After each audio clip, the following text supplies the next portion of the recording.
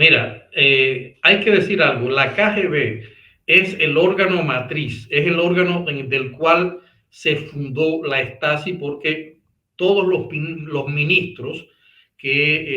hubo 4 ministros a lo largo de 40 años en la Stasi, se formaron en la Unión Soviética y fueron formados por oficiales de la KGB soviética. ¿Qué es lo que sucede? Que ahí entra el orgullo alemán y entra además ese nivel de especialización del alemán. La Stasi llegó a ser mucho más poderosa, llegó a ser mucho más efectiva que la propia KGB rusa. Incluso durante mucho tiempo hay muchos documentos en los cuales los oficiales, los altos oficiales alemanes estuvieron cuestionando los métodos de la KGB rusa porque no eran efectivos.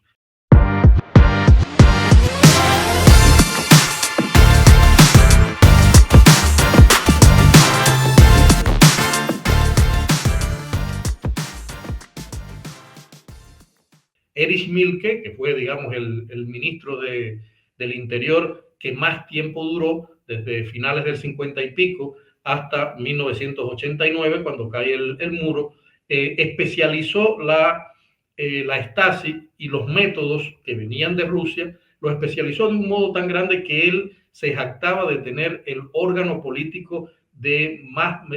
mayor efectividad en el control a la población y a la oposición en el mundo, cosa que no es mentira. Es decir, yo tuve el acceso a muchos expedientes y es increíble el nivel de control que ellos tenían de cada paso de esas personas que de algún modo se oponían o que querían escapar del país o que no se oponían pero daban opiniones que no eran consideradas las correctas por el Partido Comunista Alemán. Y el expediente es increíble, son increíbles el grado de detalles al que está. En una entrevista que me hizo hace poco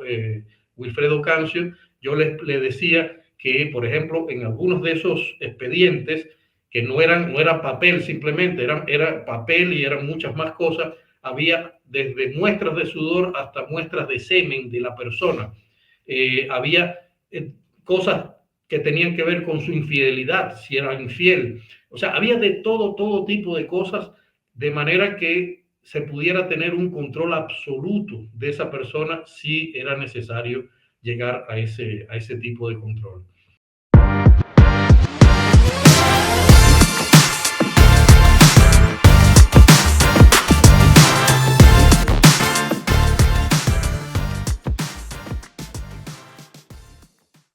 Fue un organismo además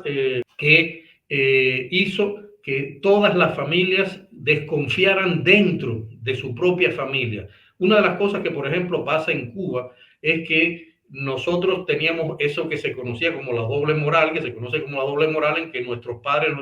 muchos de nuestros padres nos decían: mijito, no digas esto aquí, esto que oyes aquí no lo vayas a decir allá afuera, no lo digas en la escuela, no lo digas en esto. Bueno, en el caso de Alemania ni siquiera eso era posible, porque existen los testimonios, y es uno de los grandes traumas de la sociedad alemana, de que los propios hijos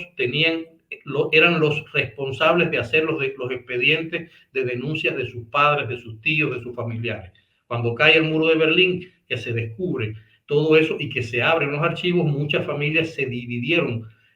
drásticamente, precisamente porque descubrieron que la desgracia que habían vivido de represión se debía precisamente a un familiar que había denunciado cada paso de esa persona. Es decir, ese es el mecanismo, y por eso te digo la Stasi.